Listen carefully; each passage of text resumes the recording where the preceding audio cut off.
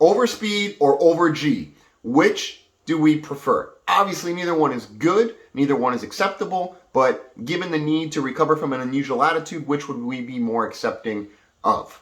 Joe Munoz, Juan Dominguez, your friends in training program success here at OneStepPrep.com. First and foremost, a very happy Father's Day here today of 2022. Some of you may know I am the father of a little one myself. We've enjoyed the weekend, and I certainly hope and wish the same for you and your family. Let's get into this a little bit. Since March of 2019, every 121 airline pilot flying in the U.S. has gone through what is referred to as extended envelope training, EET, also commonly referred to as UPRT, or upset prevention and recovery training.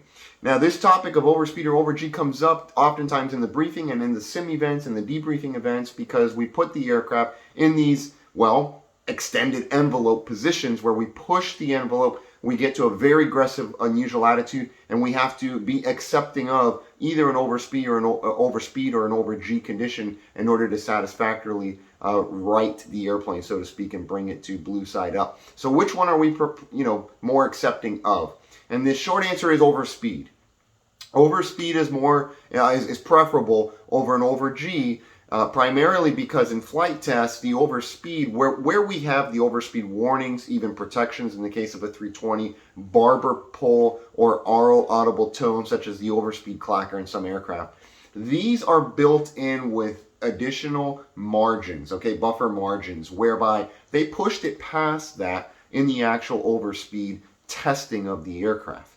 And you can accept an overspeed and be in a quote-unquote safer environment than an over G or an overstressing of the aircraft because of potential structural integrity issues. Doesn't mean that with an overspeed you're not going to run into structural integrity issues, because of course at some point you would if you oversped bad enough, but the over G scenario would actually put you in that tight predicament sooner than an overspeed would, which is why aircraft like the 320 actually even have G load protection that doesn't even allow you to exceed a certain G number, which would be 2.5 clean or 2.0 in a quote-unquote dirty configuration with the flaps extended. So, short answer, we prefer overspeed over the over G. Neither one are good, but given the need to accept either one, as is the case when we're doing this EET training, it is preferred to accept the overspeed condition always over an over G, so as to keep structural integrity of the aircraft at bay and ensure that we're able to safely and satisfactorily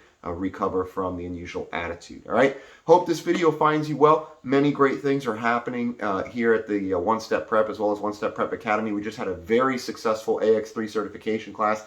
Those of you that want to teach for us, we are looking for instructors. Please reach out to us on the Contact Us page of OneStepPrep.com.